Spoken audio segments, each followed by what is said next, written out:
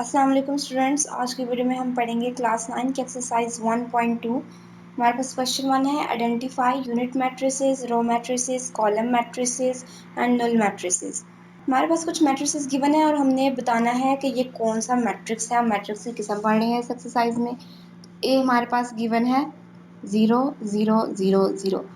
एक मैट्रिक्स जिसमें सारी एंट्रीज 0 हों उसे हम कहते हैं null मैट्रिक्स। तो इसका आंसर होगा null मैट्रिक्स। फिर हमारे पास बी गिवन है 2 3 4। एक ऐसा मैट्रिक्स जिसमें एक रो हो। अब इसमें एक रो है, 3 कॉलम्स है, लेकिन रो अगर एक है तो ये रो मैट्रिक्स होगा। अगर एक से ज़्यादा रो हुए तो ये रो मैट्रिक्स नहीं हो सकता। इसी तरह हमारे पास सी है,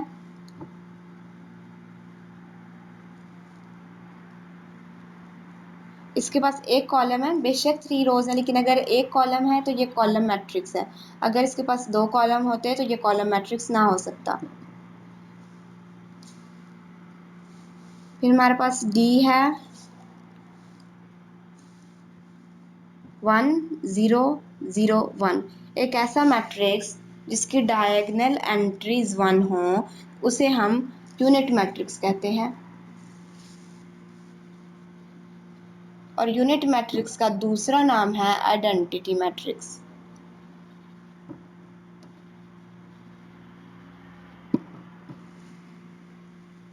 ई है हमारे पास 0, ये नल मैट्रिक्स है।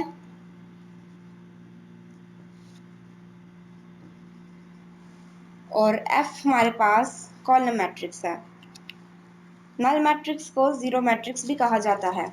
अब हम देखते हैं क्वेश्चन 2। क्वेश्चन 2 है हमारे पास, from the following matrices identify square matrices, rectangular matrices, row matrices, column matrices, identity matrices, null matrices. हमारे पास कुछ मैट्रिसेस गिवन है और हमने उनमें आइडेंटिफाई करना है कि ये कौन सा मैट्रिक्स है। मैट्रिक्स की किस्म हमने बतानी है। तो हमारे पास नंबर 1 है -8 2 4 12 0 4। कोई भी ऐसा मैट्रिक्स जिसके रोज और कॉलम्स इक्वल ना हो। फॉर एग्जांपल इसके 2 रोज हैं और 3 कॉलम्स हैं, तो इस वजह से ये रेक्टेंगुलर मैट्रिक्स होगा। कोई भी ऐसा मैट्रिक्स जिसके रोज और कॉलम्स इक्वल ना हो वो रेक्टेंगुलर मैट्रिक्स होता है। तो बी पे हमारे पास रेक्टेंगुलर मैट्रिक्स है, मैं यहाँ पे इसको इस तरह लिख रही हूँ। फिर हमारे पास 2 जो है 3 0 1। अब इसके भी रोज और कॉलम्स आपस में इक्वल नहीं है। इसके पास एक कॉलम है और 3 रोज है, इस वजह से ये एक रेक्टेंगुलर मैट्रिक्स होगा क्योंकि इसकी रोज और कॉलम्स इक्वल नहीं। और ये कॉलम मैट्रिक्स भी होगा क्योंकि इसके पास एक ही कॉलम है। फिर अब हम 3 देखते हैं।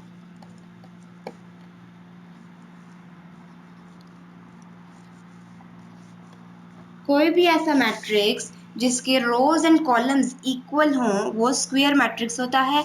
तो ये हमारे पास स्क्वायर मैट्रिक्स है क्योंकि इसके पास 2 रोज हैं और 2 कॉलम्स हैं।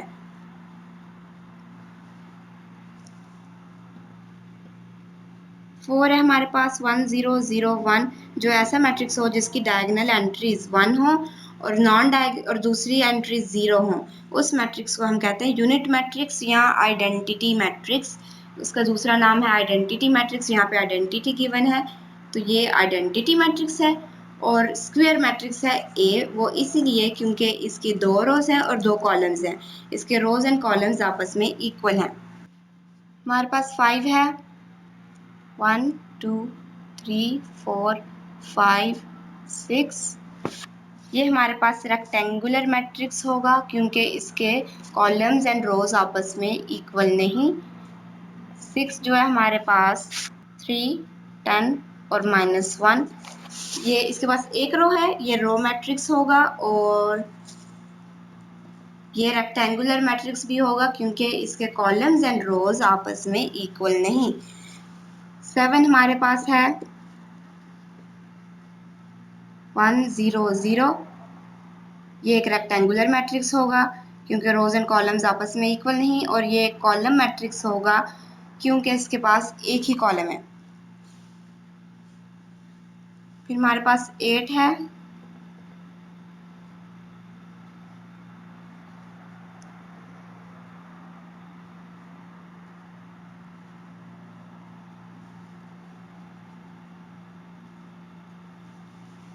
ये हमारे पास स्क्वायर मैट्रिक्स है क्योंकि रोज इक्वल है कॉलम्स के, इसके पास 3 रोज हैं और 3 कॉलम्स हैं, तो ये एक स्क्वायर मैट्रिक्स होगा। और फिर हमारे पास 9 है,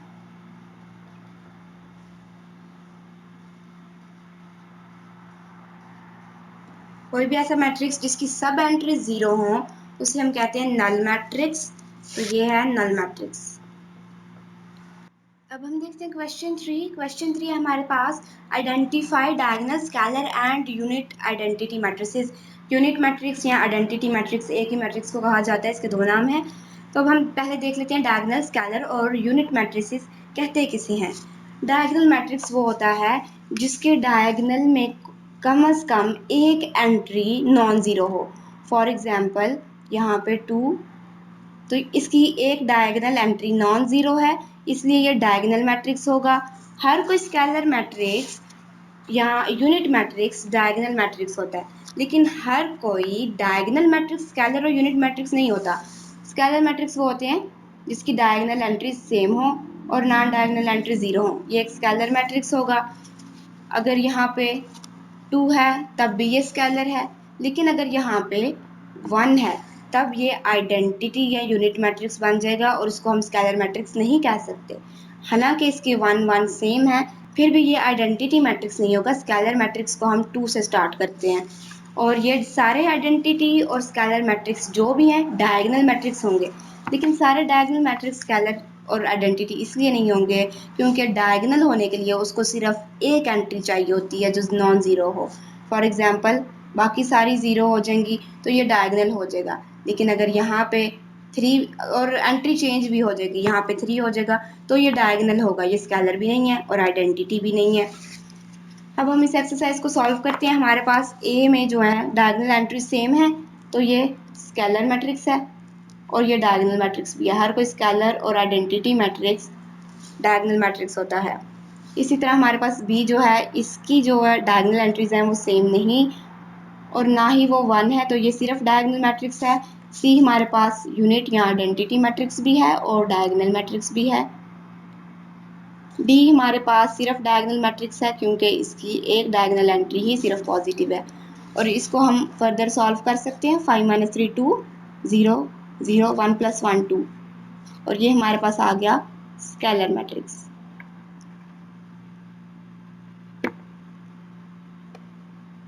और हर कोई स्केलर मैट्रिक्स डायगोनल मैट्रिक्स भी होता है। अब हमारे पास क्वेश्चन 4 है find negative of matrices A B C D and E when. हमारे पास कुछ मैट्रिसेस गिवन है और हमने उनका नेगेटिव फाइंड करना है। तो अगर हमारे पास ए गिवन है 1 0 और -1, इसका नेगेटिव फाइंड करने के लिए हमने इसकी सारी एंट्रीज को चेंज कर देना है। यानी हमारे पास -a जो होगा वो होगा -1, सबके साथ माइनस का साइन लगा देना हमने। -1 0 के साथ माइनस करते हैं तो 0 से 0 ही रहेगा, और -1 और -1 आपस में हो जाएंगे प्लस, तो हमारे पास -1 0 और 1 ए का आंसर आ जाएगा। मतलब हमने ये करना है कि जो माइनस के साइन को सारी एंट्री से मल्टीप्लाई कर देना। Minus multiply by 1 -1, minus multiply by 0 0 में कोई चेंज नहीं आता, और माइनस मल्टीप्लाई बाय -1 +1 हो जाएगा। कुछ और पार्ट्स देख लेते हैं और बाकी आप खुद सॉल्व करेंगे इसमें।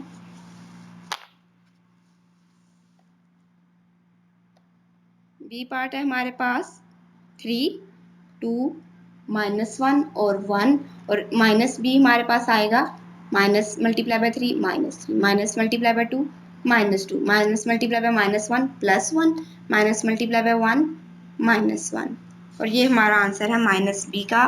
बाकी सब भी इसी तरह है और ये आप सॉल्व कर सकते हैं। क्वेश्चन 5 है हमारे पास find transpose of the following matrices. Transpose किसे कहते हैं? ट्रांसपोज एक मैट्रिक्स के रोज को कॉलम में या कॉलम को रोज में चेंज करने को कहते हैं। फॉर एग्जांपल हमारे पास एक मैट्रिक्स है ए,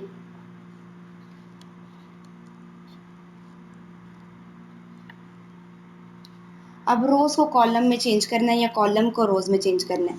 इसके पास एक कॉलम है 0 1 और 2, इसको हम रोज में चेंज कर देंगे 0 1 और -2 का हम एक रो बना देंगे, तो ये ए का ट्रांसपोज होगा, यानी इस मैट्रिक्स का ट्रांसपोज होगा। या कॉलम को रोज में चेंज करते हैं या रोज को कॉलम में, ये एक ही बात है। मतलब यहाँ पे रो 0 है तो ये एक कॉलम बन गया, 1 एक रो है, कॉलम बन गया, और -2 एक रो है, ये कॉलम बन गया। तो ये हमारे पास ए ट्रांसपोज है। इसी तरह हम कुछ और मैट्रिसेस को देखते हैं। मैट्रिक्स डी है हमारे पास 2 3 0 5। अब डी का ट्रांसपोज फाइंड करने के लिए हम रोज को कॉलम में चेंज करेंगे। रोज है हमारे पास 2 3, तो ये एक कॉलम बन जाएगा 2 3 का। 0 5, तो ये एक कॉलम बन जाएगा 0 5 का, और ये हमारा डी ट्रांसपोज है। यहाँ पर हमारे पास एक रो था, एक कॉलम था 2 0, तो ये रो बन जाएगा 2 0, और एक कॉलम था 3 5, तो ये रो बन जाएगा। मतलब हमने बस चेंज कर देनी है इनकी एंट्रीज को इस तरह से। फिर हमारे पास एक ई है, ये हम देख लेते हैं, बाकी सब आप खुद कर लेंगे।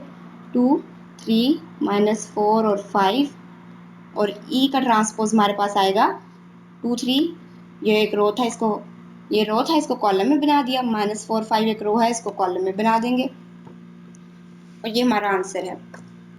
अब हम देखते हैं क्वेश्चन नंबर 6। क्वेश्चन नंबर 6 में हमारे पास कि अगर हमारे पास ए की वैल्यू ये है, बी की वैल्यू ये है, तो हमने 1 में फाइंड करना है ए का ट्रांसपोज वो इक्वल हो ए के, और 2 में फाइंड करना है बी का ट्रांसपोज वो इक्वल हो बी के। तो ए वाला 1 पार्ट जो है वो आप खुद सॉल्व करेंगे, और 2 पार्ट मैं करवा रही हूँ। हमारे पास बी जो है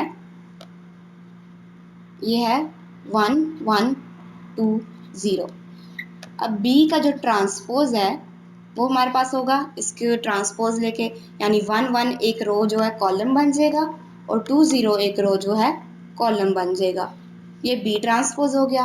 और बी ट्रांसपोज का ट्रांसपोज हम इसको देख के लेते हैं, वो इस तरह से कि 1 1 एक कॉलम है तो वो एक रो बन जाएगा, और 2 0 एक कॉलम है तो वो एक रो बन जाएगा। और बी ट्रांसपोज की जो वैल्यू आई है 1 1 2 0, वो बी के इक्वल है 1 1 2 0, तो B is equal to B transpose का ट्रांसपोज।